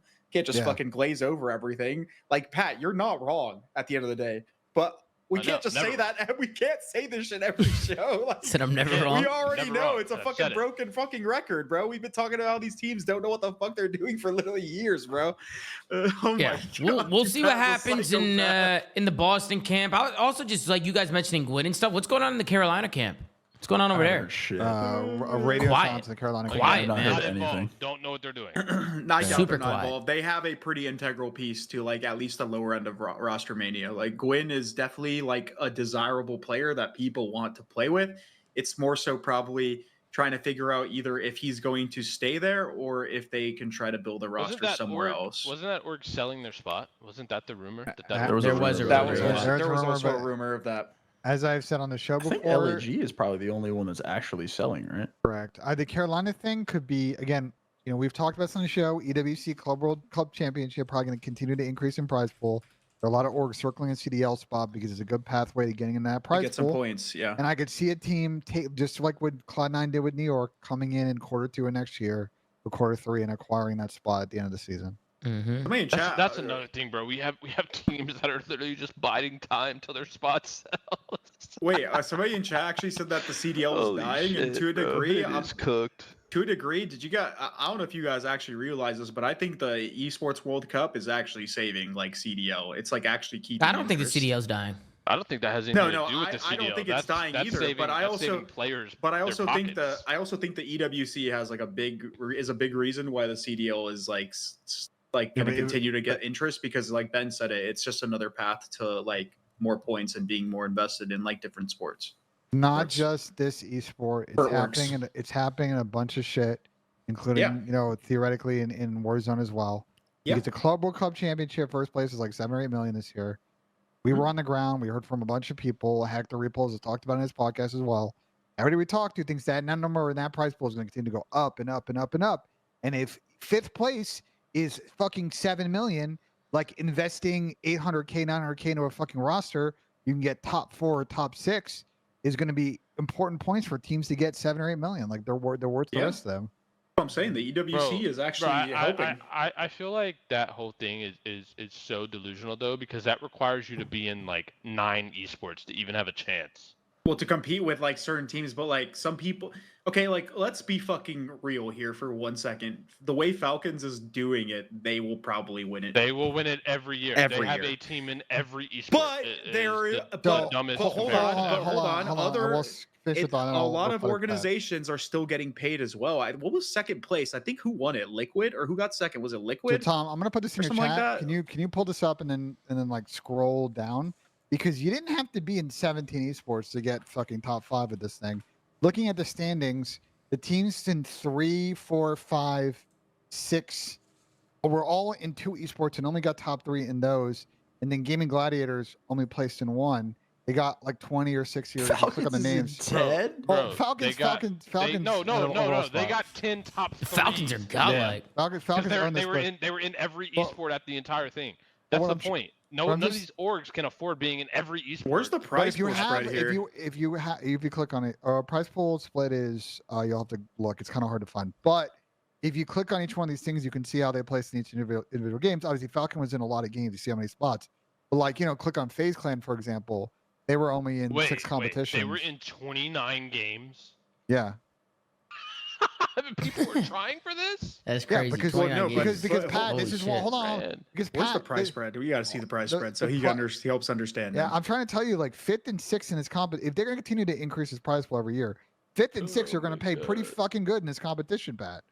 You don't got to get first to make a couple mil. This is comedy. That is crazy. That is crazy. We got that's a lot of gambling. money. This is literally just a Saudi gamble. This is what yeah, but we're not even talking about the subsidy program. Wait, Burbo, the money they're investing in is literally like keeping not esports alive, but it's like helping keep some of these esports like in because they're a part of the fucking whole thing, and it's making it so people are like interested in picking up teams so they can get points for this shit. I'm not even the amount of money this thing is going to have in like a couple of years is about to be insane. I don't know how we're shocked because I literally mentioned this on a show a year ago, but it's all good. Yeah, like, you did say the Saudis were going to save esports or something like that. Every org is doing layoffs and realizing they're player salaries, downsizing their business. And they're getting out of esports. 100% they are, and they're selling their spots. Been gambling on just some one-off Saudi prize pool where you have to be involved in like 19 esports to even have a chance. It's not saving esports, especially for the orgs that aren't intending to get in any of these fucking things. Like Optics in one esport. Okay. What the fuck is the Saudi World Championship, Club Championship gamble matter to them? Optics a completely different entity. Those guys operate like far different than like most organizations in esports in general. No org is in fucking 19 esports. Like that's not realistic. The only people doing that are chasing this fucking Club Championship bullshit gamble. You're calling it a gamble, and I hear you. I'm just saying that like the prize pool for this thing from everybody we talked to, like Hector Repos, you can ask him as well. Other people that were on the ground in Saudi, like they want to continue to increase that pool of money. And like it is going to pay out pretty fucking deep. Like for these orgs, you call it a gamble, but it's a calculated risk that could potentially pay off for them if they win 2, 3, 4, 5 million. Also, you got to look at this way. Yeah, esports like downsizing and stuff like that. People are getting paid less, but like if esports salaries start to normalize and like level out a little bit more, so people are, it's going to be healthier for the scene, but 2, then that would create even more interest because then it is definitely more viable that teams sign multiple teams for different games. Like they're going to be cutting costs all around the board, and it's not like they're going to run out of talent at the end of the day. Like people are going to be competing. Like granted, some esports, some teams might, have like super teams and stuff like that where they can afford that stuff. Like for majority of teams, that's not going to be sustainable at all. So like, yeah, I mean, it's far-fetched that all these teams are invested in this many esports, but like that's going to continue to grow because everything is being cut, if that makes sense. So where's the prize pool? Where can we see the breakdown? Because FaZe for 6, what did they get for 6? They got $1 million. Somebody in the chat said they got $1 million for 6. They got like $1 million for 6. Damn. Yeah.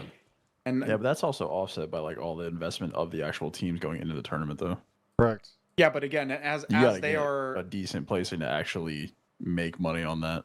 Yeah, but that's what I'm saying. As like salaries and all that stuff start to level out to the point where people aren't getting paid egregious amounts, it's not like that's not going to mean that all these players that are used to getting paid, insane amounts of money are just going to quit. Like, no, they're just going to take their pay cuts and continue to play and pursue their esports careers. So yeah, and then we call them dog shit for having minimum rosters, and then they're terrible, and then they don't make any money at the esports World Cup. Scroll all the way down. Like, even if they do, they make like this right? I think this is it, right? Amount of money they spent. They're like, oh, guys, we only lost 600,000 this year. Fuck.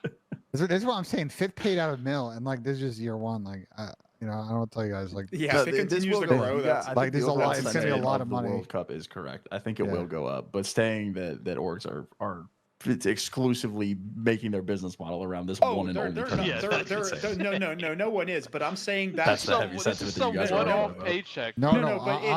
I'm telling you that like there's also a subsidy program for partner teams. Like orgs are really centering their strategy a lot around this 2-month competition. I'm pretty sure EG's cut of the international was larger than this first place at the club championship. That's a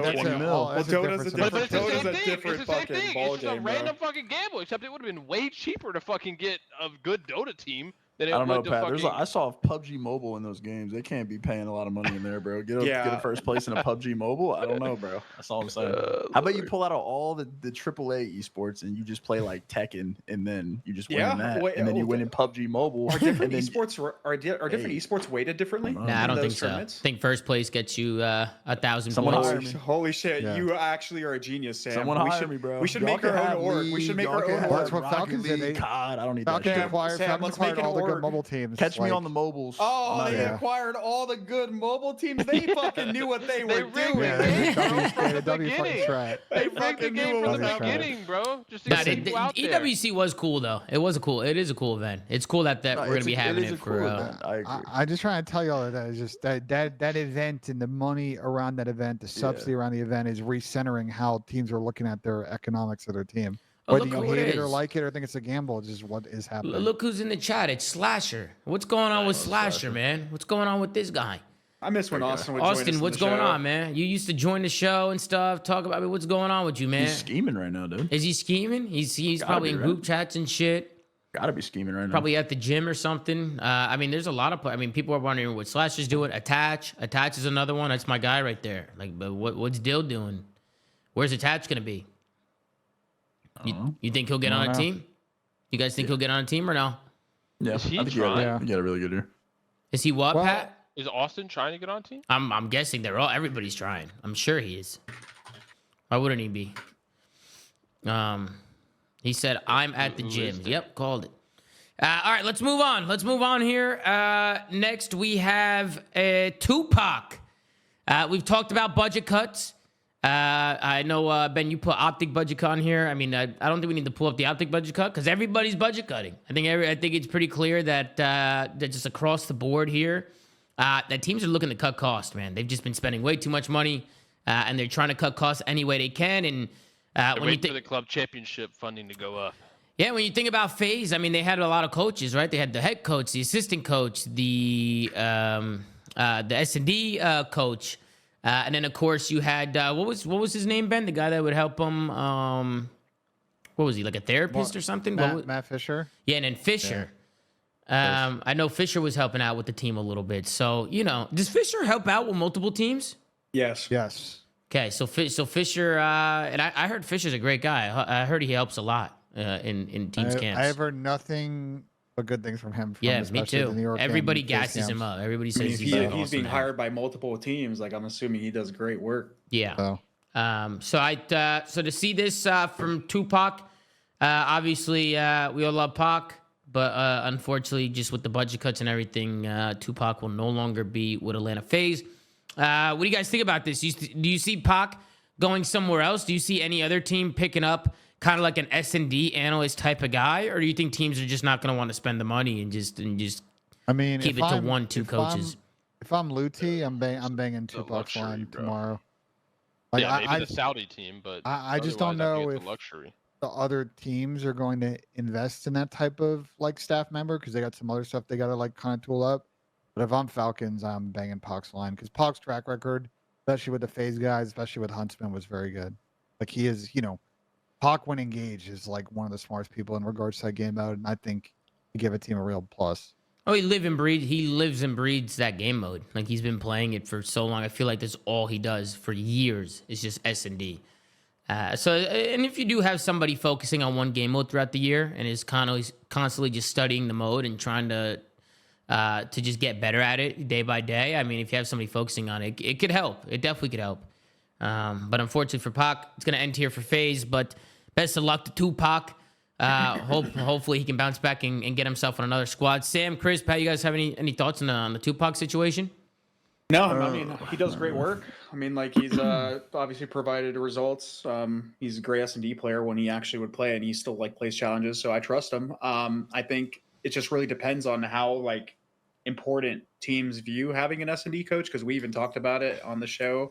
We had disagreeing takes on it. So I'm assuming if we have disagreeing takes, then it's probably a hot take within like the other teams as well. So I hope he finds a spot because I think he actually does provide value. But in terms of how everyone else sees it, I don't really know.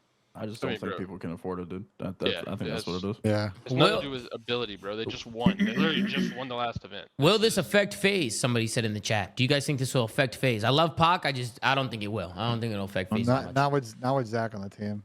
Yeah, there's just too many. I mean, the players themselves. I mean, there's just too much talent around, and even the coaching staff. I just don't see it happening. But yeah, no, I definitely.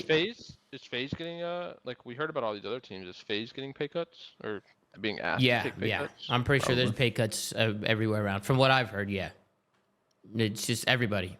I've heard everybody, bro. Like Pay every cuts team. and cutting the coach. That's diabolical. Yeah, they're making some cuts. Because all this shit's just inflated, bro. Like, It is inflated. It is inflated for sure. But I mean that's just across the board. I think that's everybody across the board. And I've heard some contracts, bro. Holy shit. I was actually surprised by some of the numbers I was hearing. I didn't realize how high some of these numbers were. I mean, I'm hearing numbers in the $500,000 range, like 750,000 range. Like That's more than that. That's more than $500,000. What? There's like a handful of no, I players said that are even both. worth I'm it. saying both. Ben. I'm saying that sounds $500,000 and 750. I'm saying both. Like I'm hearing all different types of. Insane. Which is like, bro, Until I see a holy screenshot of a shit. contract, that is- 750. Like that's just burning money if you're an organization. Like that is so much money. Unless that player has like an insane brand that's like bringing back money to you, it doesn't make sense.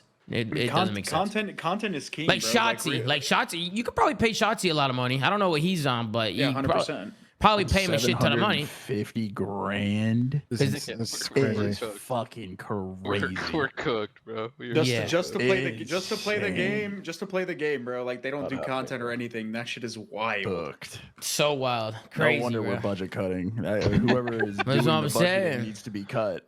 What the fuck was? I mean, bro, that bro. standard was set when all the fucking venture capitalists came into esports in like 2019, and then ever since then it's just been getting lower and lower and lower and lower, and it's got to level out at some point. Like there's, like Shout I out said, to 7 FaZe. there's a handful of players that are worth that much. Like in terms of skill alone, that much. well, yeah, I was gonna say in terms of skill alone, there's nobody that you should ever pay that amount just to play the game, bro. They gotta bring something more, bro. I said on For Twitter, sure. this is the CDL version. If you're a baseball fan, you remember just before COVID what happened after the new CBA with free agency in baseball. The owners pushed salary costs down for a number of position groups and level a player down significantly. Is what's going on in the CDL. There's just a massive market correction on salary, and these players again, they kept re-signing these 1+1 contracts, which were not really in their best interests, and they have really very few cards to play in the situation. Especially for Very COD, bro. Like you go watch other esports, like let's just go look at like Valorant or something. When like the pro stream and stuff like that, they get like huge numbers. But like here, there's maybe a handful of players that pull that have that kind of pull. Granted, some of them don't have like brands already built, so maybe there's that unexplored potential there. But there's literally a couple, like maybe like 4 or 5 that can actually bring that type of value to a team. Yeah, 100%. This is why there's a reason you're not hearing any players like bitch about on their stream, because we're not going to win the public argument on this. People are going to be like, well, you're a great player, but like if you were making 354, like does that really make sense? So it is a complicated situation. We will see how it works out between all these people. I think eventually the players just don't have the leverage. They're going to have to sign the reduced deal, and it is what it is. Moving on to the next topic, Miles is a free agent. This one caught me off guard like crazy. I did not expect this, but I'm guessing it's just another Maven and Merc situation. No right? full-time positions. Nah, this just sounds like It's the same thing as Maven and Merc. Yeah, scroll down as a Maven reply, and I think Clint kind of explains what's going on here. If not, I'll explain. Like he'll still be casting. This We've again talked next talked about this already. Everyone's a contractor, bro. They don't want to spend money. They don't want to pay people when they're not working. So they want to hire them only when they need them, and then when they don't need them, they don't pay them. That's all it is. And granted, it sucks to see Miles go because I feel like he's easily He's not gone though. He's still what I casting mean, but COD. like to not be well, the whole thing is since he's free agent here. That means that if there is an esport out there that wants to hire somebody full time, they can basically make him exclusive. Yeah, but pretty much none do that But now. pretty much none do that now. Yeah. So, So he'll be casting COD as a contractor, looking. Yeah, for he more should money be. freelance. So it's a double-edged sword, because obviously, like, Sucks for if him. you're if you're a full-time employee, like I've heard Activision benefits are like pretty good, so kind of lose those. And as we all know, health insurance, shit like that's, you know, kind of very pricey, especially if you're self-employed. The flip side of that, though, is as Miles, you know, kind of says here, like he's not really done other games. He's got an opportunity now to kind of diversify his portfolio, do other stuff. Like we have Puckett, That's true. who worked CDL last season, but he was also doing like other programs as well. So I agree. I don't see Miles really going anywhere because I think him and Chance are an anchor fucking casting group, and I think they have a lot of leverage to continue. But you know, they might be doing some more shit. I mean, he's their main casting group. Like they are literally the There's them and 1A, Clean Joe. 1B. Yeah. Him Them, and, Clean Joe, him and Shift and fucking Suddy. Was it him and Chance pretty much took over where Maven and Yeah, they were 1A, 1B.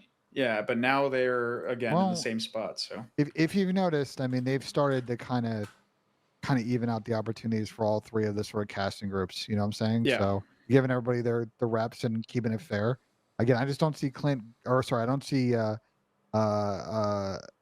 don't see Miles going anywhere. Thank you. But obviously he's kind of the same boat as, you know, Clinton Joe and all these other people, like his contractor, and he's gonna have to negotiate every year, assuming it's a 1-year deal situation. Mm-hmm. Moving on to one topic that we didn't really talk about. Did you see the CDL Warzone kind of topic going around? I don't know if you guys saw the comments made by Shifty. If you didn't, here it is right here. I got a clip from you. This was coming from an interview with Hector Repulse. Let's take a look. Hear what he had to say. Shifty, which CDL player do you think you could replace instantly on a starting roster? I'm off to go big at home. Give me Pred. Pred? Shifty. So he's faded, right? He's fucking faded. Did Bro, we all agree? Shifty. Don't fall for the Shifty, babe, bro. Come on. He's clip farming. He's clip farming. Clip farming, bro. He's clip farming. Bro, don't take this guy too the serious. answer is no one. Period. And until he gets reps, but that's like with anyone because this fucking argument's so played out. But it's just for entertainment. The Warzone guys shoot their gun, but they gotta learn the rest of the game. The reason why I brought it up is is because what I it was going to ask you guys, have you watched World Series of Warzone? What'd you guys think? What did you think of World Series of Warzone? Did you like it? Did you not like it? I always enjoy it just because there's so much money on the line. So I like seeing them go You're at my it. honest opinion. Yeah, I do want your honest opinion. I actually enjoyed it. I'm not going to lie. I enjoyed it. I really respect the World Series of Warzone team and the people that work hard to run the program. I think watching the event, I think it was nice that they made it a 2-day There event. were problems. There were There were problems. a number of problems. I think the stage layout and sort of the overall like event production relative to other BRs is just not at the level you see in like Apex and PUBG and shit like that. By budget reason, to be fair. I just think there were a lot of delays. It was a lot of stop-start, like the Biffle shit where he had a different GPU than everybody was like insane.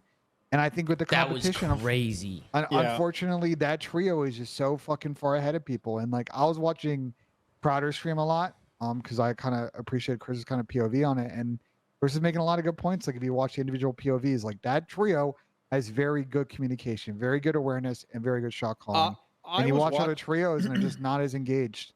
I was watching, but I wasn't like intently watching every game. I just know like how they won, and I just want to give some perspective here. And if you want to clip farm this, you can.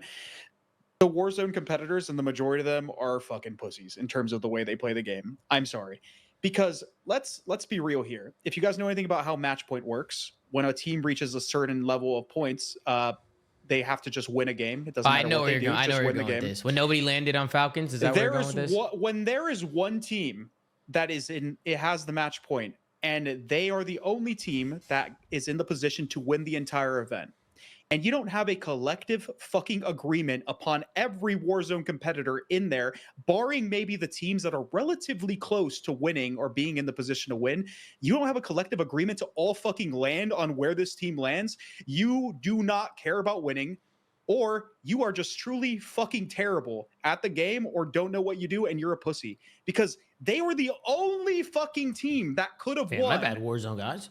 They were the only team that could have won in that game that they won, and no one went to deny them their victory. This is a terrible take. They let them play. No, Yeah, it's not. They this let is a them ter- this play is a their horrific game. a little bit of bad nuance. take. There's a- You can go say ahead, I don't think it's a Sam. bad You said take. it's all- I think You it's a can good say take. perfectly a I think bad it's a good take. take. I think it's a good take. But- for but- sure. This is way, a Call of if Duty you are- exclusive take. I don't care. They This are is the a terrible only take. team that can win the fucking game. So why in the world did no one contest them, especially the teams that had nothing to lose? Because the only way you potentially progress your fucking team in the rest of the tournament is if you deny them the victory, period. Wait, Sam, So why do you think that's a bad take? Because you want teams to just ape their tournament and not play their own game in the way that they've been playing leading up to this tournament, abandon all preparation because Falcons is on match point. It's not about them. It could have been any team. It could have been any team. Matter. The Apex goes to game 7 fucking team, bro. You don't risk your entire tournament and chalk your landing in the way you prepared for the whole tournament. You're not listening.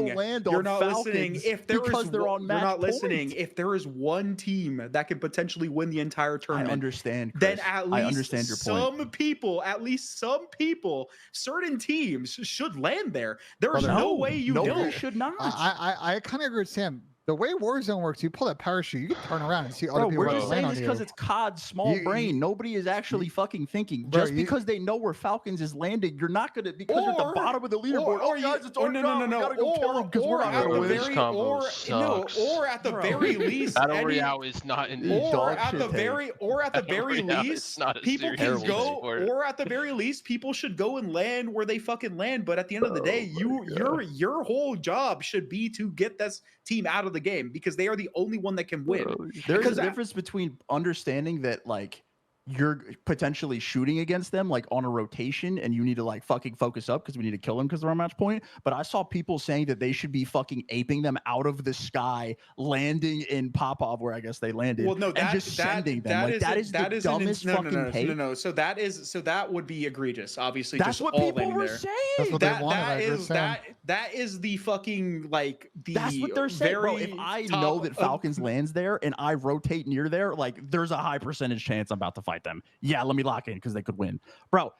I saw Twitter after they won. People were coming for everybody's head because they didn't jump out of the plane and follow them into the fucking. Well, but there's the thing. This is the thing, though. This is the thing with all Warzone with all Warzone and like even other what is it called BRs. I don't even know why I get hyped. Warzone is dog shit. There are places that get contested, and it almost gets to a point where when you go to a tournament, you know a team that's going to contest you, but nobody contested them the entire time. The reason that nobody, I mean, I agree. It's a little more complicated, bro. You don't think that SSD had a strap back pocket and people were going to land Popov on them? They rotate somewhere else. Obviously, Popov, you play Warzone, is very good. You gear up very quickly, and they can get enough gear to rotate in fast and hold zone and like have enough smokes, have enough fucking streaks, have hella money, by the way, so they can buy whatever they want. Like, I think there's a little bit more nuance to this. I think the bigger problem in Warzone, and I think Polshek talked about a bunch, is like if you watch SSC, they're very talented, but they do all the things that we talk about. A lot of esports teams do. They have great strategy, they have really good communication, and you watch some of these other squads that are fishing 5th or 6th, and their communication, their strategy, their focus was dog shit. My point is, though, and I will stand by this, there's a skill gap, but they're also not doing other shit. When there is one team that could potentially win the entire tournament, just one. If it was multiple, then play your game. I get it, right? There's other chances of shit happening. When there's one team that can win your game, regardless if you land on them, regardless if you rotate into them, regardless if you target them at some point later in the game, like early on when the rotations start to be a little more clear, the fact that nobody fucking did was kind of insane. Like I still believe that shit is fucking absurd because they pretty much just gave them an easier road to victory. And granted, yeah, there's other things that you need to look at, right? You need to look at your own placement, and maybe not people weren't necessarily playing for second place, but that's almost kind of how it felt to a degree. I think you guys are underestimating how easy it is to buy back people in Warzone.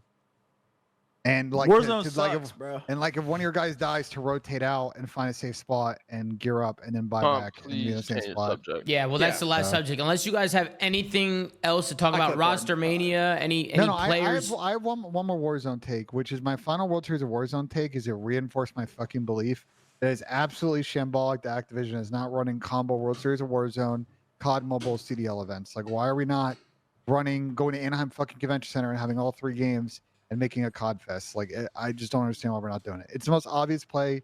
Raleigh was a fucking banger last season, not this season, the season before. I just don't know why we're not doing it again. It's clear the interest is there. It's clear that people would fucking tune in and appreciate and support all the games. The fact Activision is not doing it is fucking insane to me. Any other final things you want to say on CDL roster mania? You can laugh about it, but it's facts. Go ahead. That's all. Bad, dude. I think the only thing I saw from the chat was just people asking about Sib, but I just don't know. I don't know what. And Sib, Did we talk about him? We try to get him on the show. Yeah, we talked about him. I tried to get him on the show. Last thing Sib said to me is he's going to the gym. If he's home, he'll hop on, but he hasn't. Whoa! He said what? So he's going to the Slasher. gym. He's at the gym with Slasher. See what Slasher said? He's at the gym with Wait, you think they're both at the gym? You think they're both? You think Slasher and Dante are teaming up? They're both at the gym, bro. Both at the gym. They It'd be a good combo. It wouldn't be a bad combo. Slasher, Sib, Gwen, one. I don't know, dude. I mean, it's hey, an Carolina. Maybe Carolina's going to be Slasher, Sib, Gwen, and Tej. Wait, can we do one of those dog shit episodes that we did last offseason where we built rosters? for the 15th time, bro. Like, What'd you say, Sam? What'd you say? I said, can we do one of those dog shit like roster building episodes and then rank the teams that we make like we did last offseason? Do you guys remember that episode? We might have to do that next It was week. a complete and utter We shit could do show. that. It's where We the could do Gwyn another guys were episode, born. build some rosters. I mean, shit. If the Gwyn guys would have happened, It's where the Gwyn guys were some born. people might I'm putting snap simp on jobs. Ravens. I don't I'm know, just but we kidding. might. I'm down to do another one of those. I'm down. pure I'm down for content. that. I'm down. That'll be good content. I'm down for that. We could build some rosters. I mean, granted, but we'll see if some of these rosters even. We might get more announcements here soon. Yeah, we should like wait a little bit, see like what comes out, and then go from there. Yeah. like, build like based on rumors and shit like we did before. Yeah. Why can't Sam just tell us what he knows? Because I'm a W friend and teammate. Absolutely, teammate. He Whoa, thinks he's on the team. Yeah, I said teammate, that huh? shit. Thank you guys for watching. You're such Shout out to a Gersh People are saying on get all the Scrap on, episodes. guys. Scrappy's not coming on. Matter of fact, he's texting me right now trying to play Rocket League. He don't want to come he's on. fiending, bro. He's He's fiending. fiending. He's fiending for Rocket League. Rocket League. Motherfucker thinks he's on the team. Sam, when you hopping in the Rocket League games with me and Scrap? When you hopping in, man? You were a lawnmower for 2 days, Sam. You're gonna be better, Sam. You're gonna be better. Trust Dude, me. I started You're playing gonna get better. Cyberpunk the other Yeah, I day. saw that you were playing I Cyberpunk. can't lie, bro. That game is kind of fucking great. Yeah, that actually is pretty cool. It's kind of godlike. Didn't they mess up Cyberpunk when they first released Yeah, the it? release was apparently a shit show. I didn't play it, but the release was apparently horrible. But I don't know. I've been on my variety bullshit. Listen, all I'm saying, great show on Netflix, Cyberpunk Edge Runners. Lock in, great show. Here you on edging. Tom, run the outro. All right, here you, ladies and gentlemen, thank you so much for tuning in today. Hope you guys all enjoyed today's episode of The Flank. Make sure to like, comment, and subscribe. If you're watching on YouTube, go to anchor.fm/The Flank to check out all the audio sites we're on. Go follow at The Flank on Twitter. Gersh doing a phenomenal job running socials per usual. ZOOMAA.gg for the merch. We're already planning merch for next season, so I'm super hyped about it. So make sure to stay tuned there. As always, take care. Brush your hair. Benji, hit a paw. What? We No, I haven't don't hit putted putts. in a I don't hit putts on the And we'll offseason. catch you guys next time on haven't another putted in a episode of The minute. Flank. Let in the chat. Take care, guys. Love y'all. It's the bull, man. It's the Bull Mash.